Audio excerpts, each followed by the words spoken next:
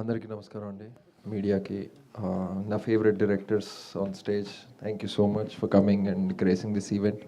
మా శ్రీనివాస్ బాలబొమ్మల గారికి, అందరికీ, మా సినిమా కొనుక్కున్న వాళ్ళకి, ఆదిత్య మ్యూజిక్ వాళ్ళకి, జీ వాళ్ళకి, మా spirit media wonderful team, spirit media Praveen గారు, రాజీవ్ గారు, ఎవ్రీబడి, శివ, ఈ సినిమాని ఇంత దూరం తీసుకొచ్చినందుకు రానా దగ్గుబాటి గారు, సురేష్ ప్రొడక్షన్, సురేష్ బాబు గారు, వీళ్ళందరూ ఈ సినిమా వెనకాల ఒక నిలబడ్డారంటే ఇది నిజంగానే చిన్న కథ కాదు.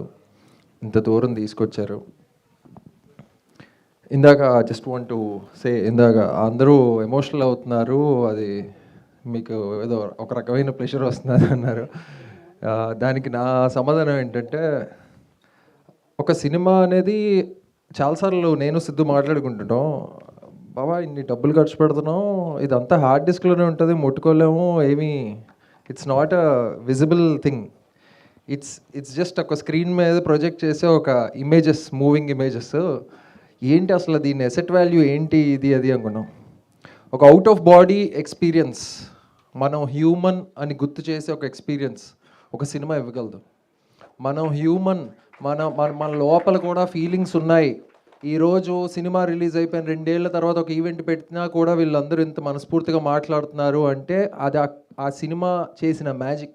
ఆ సినిమా ఇంకొకసారి మనలో కూడా ఎమోషన్స్ ఉన్నాయి, మనలో కూడా ఎంత ఫాస్ట్గా వెళ్ళిపోతుంది జెన్జీ 2026 రీల్స్. ఈ టైంలో ఒక సినిమా చూసి, అంటే సినిమాకు ముందు మాకు తెలుసు, నాకు నందుకు తెలుసు, రకరకాల వర్షన్స్, రకరకాల థియరీస్ వింటూ ఉంటాం.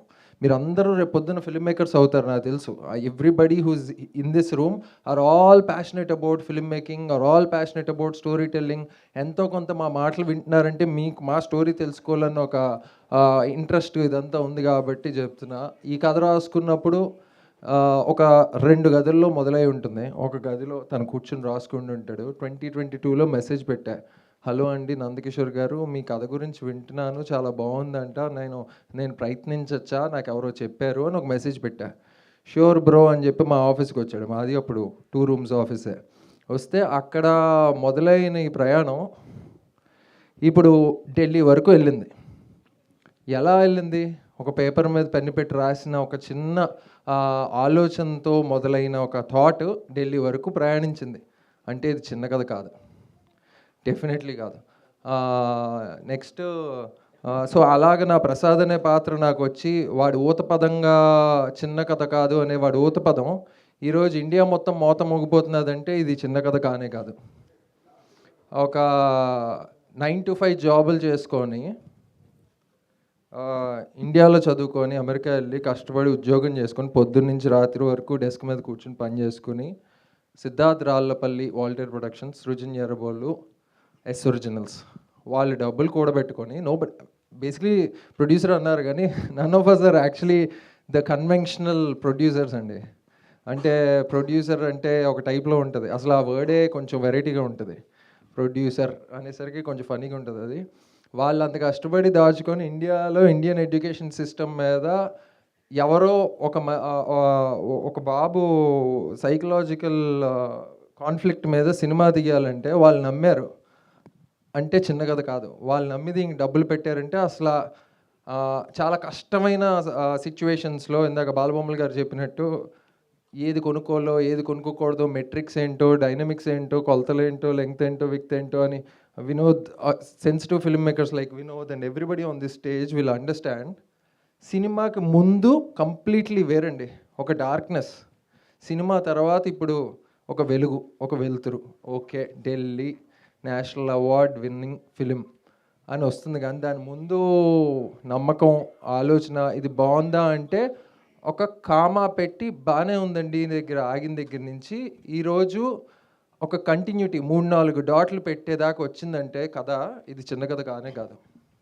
అప్పటిదాకా పెద్దగా సినిమాలు లేవు, ఏం చేస్తున్నానో తెలీదు అంటే, ప్రసాద్ పాత్రలో నువ్వు నాకు కనిపిస్తున్నావు అని డైరెక్టర్ నమ్మి నాకు సినిమా ఇచ్చి, అవకాశం ఇచ్చి, ఇంతమంది యూనో స్టాల్వర్డ్స్ మధ్యలో పర్ఫామ్ చేసే ఆపర్చునిటీ ఇచ్చి, ఒక ఫస్ట్ ఫిలిం డైరెక్టర్ అంత ధైర్యమైన స్టెప్ తీసుకున్నాడంటే అది చిన్న కథ కానే కాదు. The same way Nandakishore Eemani first film director, మన అరుణ్ దేవ్ ఫస్ట్ ఫిల్మ్తో నేషనల్ అవార్డు దాకా వెళ్ళారంటే అసలు అది ఎప్పుడో బాలరామాయణంకి వచ్చిన స్వర్ణకమలం ఇప్పుడు మనకు 35 సినిమాకి మళ్ళీ ఒకసారి వచ్చిందంటే చిన్న కథ కానే కాదు.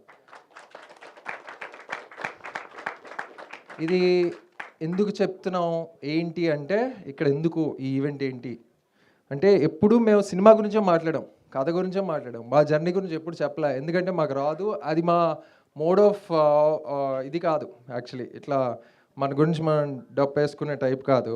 సో సినిమా గురించి చెప్తూ వచ్చాం. మేబీ ఇది రైట్ టైం ఏమో. అసలు ఈ సినిమా జర్నీ ఏంటి, ఈ సినిమా ఎలాంటి పరిస్థితుల్లో ముందుకెళ్ళింది అనేది it's a very very impossible task to put it in to words. మేము ఎక్కడికి వెళ్ళినా బాగుంది అంటారు, కానీ సినిమా సో బేసిక్లీ ఫస్ట్ నేను అందుకు కలిసినప్పుడు ఇలా స్టార్ట్ అయింది. ఇక్కడ నుంచి ఎలా తీసుకెళ్దాం అంతా అంటే, because Niketh Bommi the cinematographer, తను అప్పటికి సొర్రాయ్ పోటర్ లాంటి ఒక పెద్ద సినిమా చేస్తున్నాడు. అలాంటి సినిమా అలాంటి డిఓపి ఈ సినిమాకి పనిచేసాడు, లేదా వివేక్ సాగర్ అంటే సుందరంగా చేస్తున్నాడు. అలాంటి మ్యూజిక్ డైరెక్టర్ ఈ సినిమాకి పనిచేయడం అనేది చిన్న కథ కాదు. కానీ వాళ్ళు వచ్చి దీని బడ్జెట్స్లోకి అకామిడేట్ అయ్యి ఈ సినిమాని తీసుకెళ్లారు. సో ఆ నమ్మకం, ఆ కథ అలా మూవ్ చేసింది. సో అట్లా ఒకరు తోడై ఈ సినిమాని ఇంత దాకా తీసుకొచ్చారు. ఇంకా ముందుకు వెళ్తానే ఉంది. నీలిమేఘములలో అనే ఒక క్లాసికల్ సాంగ్కి ఇంత రికగ్నిషన్ వస్తుందా? ఆదిత్య మ్యూజిక్ వాళ్ళు ఏ ధైర్యంతో అసలు ఆల్బమ్ తీసుకున్నారు అంత డబ్బులు ఇచ్చి అన్నట్టు అనుకోవచ్చు. కానీ అది ప్రూవ్ చేసింది. ఒక క్లాసికల్ సాంగ్ ఇంత దూరం వచ్చి ఒక 25-30 మిలియన్ యూట్యూబ్లో చేసి స్పాటిఫైస్ డికేడ్స్ నెంబర్ 1 పొజిషన్లో అది ఉంది. వేరే ప్లాట్ఫామ్స్ అన్నిట్లో కలిపి ఒక 30 మిలియన్ స్ట్రీమ్స్లో ఉందంటే ఒక classical song it's definitely not a small story I feel. And ఏదో సింగ్ సౌండ్లో చేసావు, నువ్వు తిరుపతి అబ్బాయివా అని కూడా చాలామంది అడిగారు. కాదు, ఆ సినిమా ఆ ఇల్లు అక్కడ ఇంకా ఉందా, అలాంటి ఆ ఇంట్లో మీరు షూట్ చేశారా అంటే, అంత బాగా సెట్ డిజైనింగ్ చేసిన లతా నాయుడు అనే మా ప్రొడక్షన్ డిజైనర్ అంత బాగా సెట్ డిజైనింగ్ చేసింది. People are believing it's real house అంటే చిన్న కథ కాదు. The same way everything that happened. ఒక ఎన్ని కిడ్స్ని ఆడిషన్ చేసా, 1500 కిడ్స్ని ఆడిషన్ చేసి 60 మంది కిడ్స్తో ఆన్ లొకేషన్, 60-70 మంది కిడ్స్తో ఆన్ లొకేషన్ పనిచేశాడంటే you can't believe how chaotic it's going to be for a first film director actually.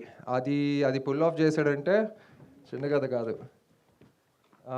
So ఈ స్టేజ్ మీద ఉన్న అంటే అభయ్, మన అరుణ్తో యాక్ట్ చేసిన అభయ్, తన పర్ఫార్మెన్స్ కూడా అంటే ఈ సినిమాలో ఎవరు పర్ఫామ్ చేసినా చాలామంది సోషల్ మీడియాలో పెడుతున్నారు యాక్చువల్లీ.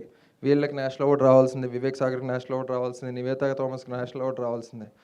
ఈ సినిమాకి నేషనల్ అవార్డు వచ్చింది నందకిషోర్ ఈమని, సినిమాకి నేషనల్ అవార్డు వచ్చింది సిద్ధార్థ రాళ్ళపల్లి, సృజన్ ఎర్రబోలు. అంటే ఇందులో పనిచేసిన ప్రతి ఒక్కరికి నేషనల్ అవార్డు వచ్చినట్టే, including every spot bye, every person. Kamal Haasan గారు అంటారు, ఒక సినిమా చేస్తున్నప్పుడు ప్రతి ఒక్కరు ఆ సినిమా బాగా రావాలని కోరుకోపోతే చాలా కష్టం అని. ఈ సినిమా ఈరోజు ఆ తెరను దాటి మనుషులతో మాట్లాడి వాళ్ళ దాకా వచ్చింది, వాళ్ళని మూవ్ చేసిందంటే సెట్ మీద ఉన్న పోస్ట్ ప్రొడక్షన్లో పనిచేసిన ప్రతి ఒక్కరు దాన్ని బలంగా కోరుకున్నారు కాబట్టి ఢిల్లీ వరకు వెళ్ళింది cinema. Ajith George, the fantastic sound mix engineer, Arun Rama, మా సౌండ్ డిజైనర్, వీళ్ళు మా ప్రశాంత్ అన్న, అసలు నాకంటే భయం ఆయనతో మాట్లాడాలంటేనే. ఆయన ఏమైనా ఎక్కువ తంపులు ఎంచేస్తే నా కాన్ఫిడెన్స్ ఏమైనా పోతుందేమో అన్నదో భయం. సో సెట్ మీదకి వెళ్ళినప్పుడు చూసుకుందాం అని చెప్పి ఫస్ట్ 2 టేక్స్ చేసిన తర్వాత ఇలా చూస్తున్నా, నా కరెక్షన్లు వస్తే ఇప్పుడు ఎలా అంటే, నేను కొంచెం వేరే టైప్లో ఆపరేట్ అవుతుంటా. ఆఫీస్ రూమ్లో చేసి చూపెట్టు అంటే నాకు ఓకే చేస్తాను, కానీ అది కాదు అన్న ఫీలింగ్ ఉంటుంది నా మైండ్లో. ఇది కాదు, నువ్వు లొకేషన్లో పెట్టు, ఆ సిచ్యువేషన్లో పెడితే, ఆ మూడ్లోకి వెళ్తే అది వస్తుంది కరెక్ట్గా అని అది నమ్మాడు నందు. వేరే డైరెక్టర్ అయితే ఏంటి భయ్ ఆ మోసుకుని చేయనేవాడు. సో అలాగా ఒక ఇంపాసిబుల్ డ్రీమ్ టీమ్ కలిసి ఈ సినిమాని ఇక్కడ దాకా తీసుకొచ్చారు. దాన్ని జనాలు, ఆడియన్స్ బ్రహ్మరథం పట్టారు. మీడియా ఇంత సపోర్టివ్గా, మొన్న కూడా ఒక ఈవెంట్ అయినా దీని గురించి ఎన్ని ఈవెంట్స్కైనా వస్తాం అన్నట్టుగా వాళ్ళు రెడీగా ఉన్నారు. చాలామంది అంటున్నారు ఇది సినిమాకి నేషనల్ అవార్డు రావడం కాదు, నేషనల్ అవార్డుకి సినిమా వచ్చింది అంటున్నారు. అంటే నేను sorry I'm taking some time because ఎందుకు చెప్తున్నానంటే చాలా ఒక ఫార్మాట్లో వెళ్తున్నది సినిమా అనేది, స్టోరీ టెల్లింగ్ అనేది. అండ్ ఆడియన్స్ అందరికీ ఏంటంటే ప్యాటర్న్ ఫైండింగ్ అనే ఒక డిసీజ్ ఉంటుంది. ఆడియన్సే కాదు, అందరికీ, హ్యూమన్స్ అందరికీ ఉంటుంది ఒక ప్యాటర్న్ ఫైండింగ్. ఇది ఏ ప్యాటర్న్లో పడట్లేదు కదా, దీన్ని ఎలా సినిమా అని పిలవాలి? ఇది ఒక స్లైస్ ఆఫ్ లైఫ్ డ్రామా, నలుగురు మాట్లాడుకుంటున్నారు, అందులో ఏదో మ్యాజిక్ ఉందని మీరు అంటున్నారు, అది మేము ఎందుకు నమ్మాలి? ఇలా కూడా రకరకాలుగా వస్తాయి స్క్రిప్ట్ లెవెల్లో ఉన్నప్పుడు. ఇందాక అదే చెప్తున్నా, it's very very difficult to carry an idea and convince 100-200 people that come on board on this journey and believe me అనేది నమ్మించడం చాలా టఫ్ ప్రాసెస్ అండి. Especially for a film like this wear interval bang లేదు, రక్తపాతం లేదు, conventional form of villains లేరు సినిమాలో. విపరీతంగా ఆడు టఫ్ విలన్ రా, గట్టి విలన్ ఉన్నాడు కాబట్టే గట్టి హీరో ఉండాలి, ఈ టైప్ నామ్స్ ఏం లేవు. ప్రసాద్ మీన్ అది లేదు. ఇంకోటి మెయిన్లీ కన్వెన్షనల్ నామ్ ఆఫ్ స్టార్స్ లేరు. అలాంటి సినిమా ఎంత దూరం వెళ్తుంది, ఎందుకు వెళ్తుంది, ఎలా వెళ్తుంది, దానికి నేషనల్ అవార్డు ఎందుకు ఇస్తారు అంటే it has all the odds not to get the national award. So అలాంటి సినిమా నేషనల్ అవార్డుకి వచ్చి, national award is just a cumulative effect of all the love that people has shown our work. So అది చిన్న కథ కాదు. అంటే ఆ title అలా పెట్టావు, అది ఇప్పుడు సినానిమస్ టు ద సిచ్యువేషన్ అయిపోయింది. సో యా అదే ఇంకా just collecting my thoughts. So అందరికీ చాలా చాలా చాలా థ్యాంక్స్. అండ్ నాకు యాజ్ అన్ ఆర్టిస్ట్గా దిస్ ఫిలిం చాలా ఒక జర్నీ స్టార్ట్ చేసింది. ఆ రోజు ఎప్పుడో ప్రీ రిలీజ్ ఈవెంట్లో మై ఫేవరెట్ యాక్టర్ నాని గారు చెప్పారు నా గురించి, ఇలా బాగా చేసేది అంటే అవునా అని అనుకున్నా. ఎందుకంటే ఆ యాక్టర్స్ అందరూ చాలా ఇన్సెక్యూరిటీతోనే ఉంటారు, బాగా చేస్తున్నామేమో, చేస్తున్నామా లేదా, నచ్చుతుందా లేదా, ఇలాంటి ఇన్సెక్యూరిటీస్లో ఉంటారు. నాని గారు ఫస్ట్ వచ్చి చెప్పారు. ఆ బలం అండ్ ఆడియన్స్ ఇచ్చిన ప్రసాద్ క్యారెక్టర్కి ఈ సాహసం నన్ను ఎంతో కొంత కాన్ఫిడెన్స్తో సెట్కి వెళ్ళిన ప్రతిసారి మనకి ఏదో వచ్చు అనే ఒక ఫీలింగ్ని మాటి మాటికి గుర్తు చేస్తున్నది. సో వెరీ గ్రేట్ఫుల్ దట్ వే.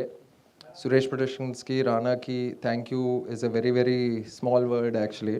వాళ్ళు నిలబడి ఉండకపోతే ఈ సినిమా కోసం నలుగురికి, ఇన్ని మందికి తెలిసేది కాదు. రానా is the sweetest person. And last but not the least, my best friend Siddhu. Thanks Baba. Thank you so much sir. And ఇప్పుడు ఈ బ్యూటిఫుల్ మూవీని మనకి తెరకెక్కించిన నందకిషోర్ గారిని మాట్లాడవలసిందిగా కోరుతున్నాం.